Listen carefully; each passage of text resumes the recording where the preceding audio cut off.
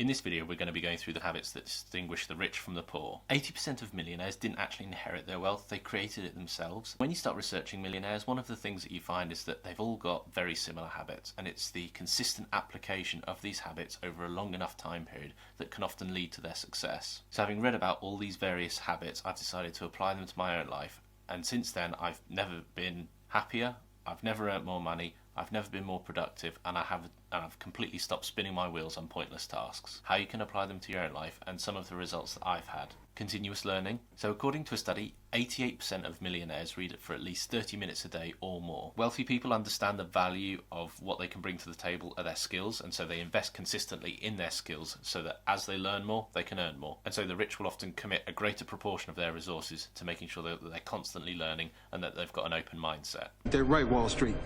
So if you're in a position where you can potentially pick up some extra skills, one of the things we talked about in another video, the 6 things that got me to a 6-figure salary by the time I was 30, is focusing on hard skills and soft skills is going to be really key. So soft skills would cover things like teamwork, communication, and so there's plenty of free resources online which I'd really recommend. Charisma on Command is one that I would always recommend. And this constant accumulation of knowledge means that when it comes to making decisions, they're more informed, they're more well-read, and they really understand the context which they're making these decisions. And I've talked before on the channel about, I think, the value of things like Blinkist, things like Audible, being able to fill those short spaces in the day. Maybe you've got 10 or 15 minutes, or maybe you're on the commute to work, to just use it as an opportunity to learn. And if you do have limited resources, the opportunities that you have in order to increase your skills, to be able to find time and money for childcare in order to go on that course that might take your career to the next level, is really kind of one of the key challenges that the less well-off face. Long-term planning and goal setting. Now, I think rich people tend to look at longer term. So what's the plan?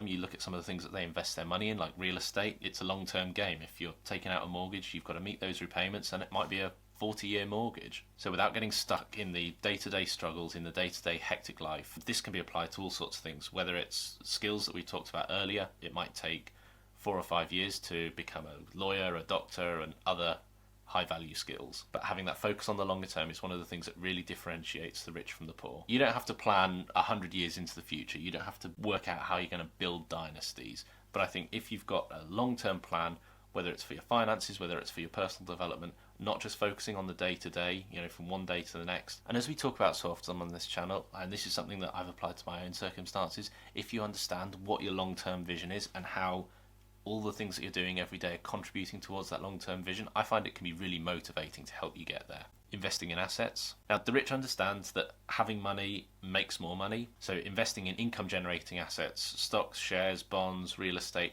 are all going to be key drivers in increasing their net worth over time, because they're increasing their income over time. But a habit that will always keep you poor is spending your money on liabilities, car loans, consumer goods, things like that. One of the critical skills that they teach you when you become an investment analyst is to immediately identify the difference between money spent and money invested. New TV for your house, money spent. Extending your house to add value, money invested. Whereas if you're rich, your autonomous consumption, which is the consumption that you need to just get by day to day, takes up a much smaller percentage of your overall income. This can be kind of a unique challenge to people who are less well off financially. Regular saving and budgeting. Now, it kind of surprised me that when I have spoken to wealthy people, a lot of them budget really quite strictly. They don't necessarily treat budgets as being restrictive, of telling them about things that they can't do, but it all fits into a larger plan about their personal finances. They might have a pool, but you can bet your bottom dollar that the cost to heat that pool is in their budget.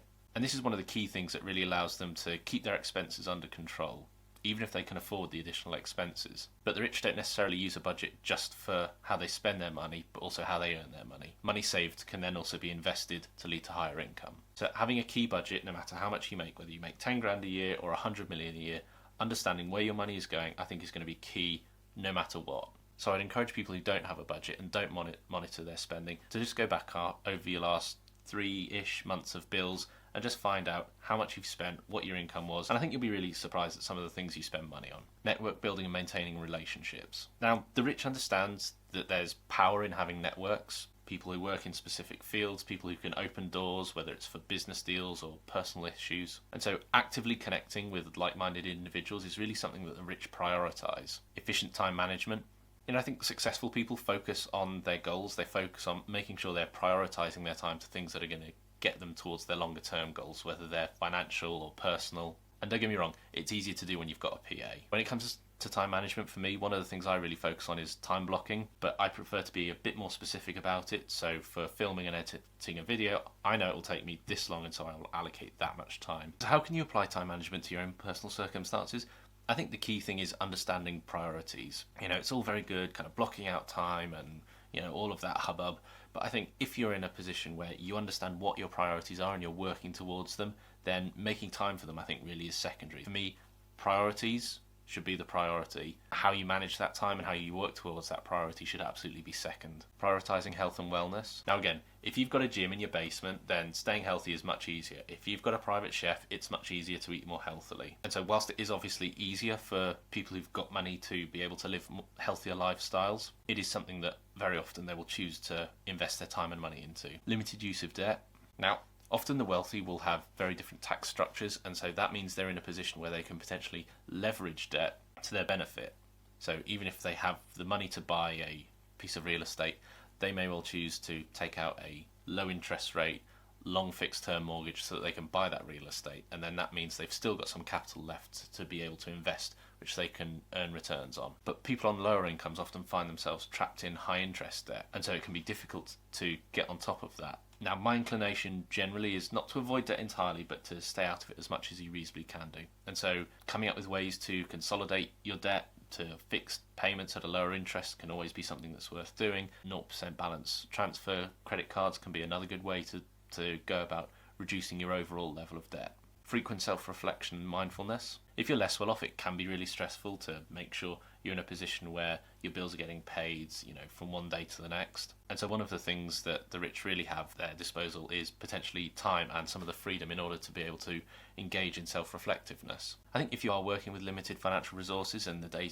day-to-day expenses can be a struggle, I think it's even more important to be focusing on your mindfulness, to make sure that after you've put the kids to bed and you've got 5 minutes or so, to use that as the opportunity to do some meditation, to do some mindful exercises. Constructive response to failure. One of the things you read about a lot with books from CEOs and business leaders is that they use mistakes as an opportunity to learn and to overall grow themselves rather than to use it as an opportunity for self-doubt. Now, constructive response to failure was something that early on in my career I really struggled with, and so it's something that's taken me quite a lot of reflection to consistent work ethic and persistence. I think no matter your financial circumstances, hard work is always going to play a key aspect in financial success. There was a piece that came out that you can actually get the majority of gains from hard work at about 85% capacity, and there are all these isms about luck is where preparation meets hard work, all that sort of thing, and in my view working hard will always form a key part of that. Emphasis on self-discipline and control. Having good self-discipline reinforces a lot of what we've already talked about, but I think one of the key areas will be not impulse purchasing. It'll be really being consistent with your investing and saving goals, and those start to have this snowball effect of building wealth over the longer term. And so I think if you're in a position where you can be disciplined about your finances, even if you're on a lower income, making sure that you've got that laser focus on where the pennies are going, and then that can really help to build wealth. Reading regularly. Warren Buffett talks a lot about how he spends hours and hours a day, every day reading. He wants to learn about the companies that he's potentially going to be investing in. He wants to understand the markets that they're operating in. And so this is going to be really a key aspect for it, seeking mentoring. And I think this is very closely related to the bit we talked about earlier about who you choose to surround yourself with. And so if you're in a situation where you can find yourself a mentor, Mr. Beast refers to having a mentor as a cheat code. Why would you go out and stumble all over all the blocks when you can find someone else who's already stumbled about them and let you know about them? If you're in a situation where you're trying to build your skill sets in a particular area, finding someone who's maybe a bit more senior than you, who's got that extra experience that you can benefit from, and just ask them on a regular basis, I want to do this, how can you help me out? Or have you done this thing before? Oh, you did. What did you do? And what were the big pitfalls? So it doesn't have to be a formal mentorship program, but just someone who you can kind of take knowledge off of. So thanks very much for watching. This has been another Modern Money Talk video where we talk all things personal finance and personal development related. In this video, we've gone through the habits that separate the rich from the poor, and hopefully we've given you some guidance about how you can apply them to your own personal circumstances. What have you missed out? Comment below.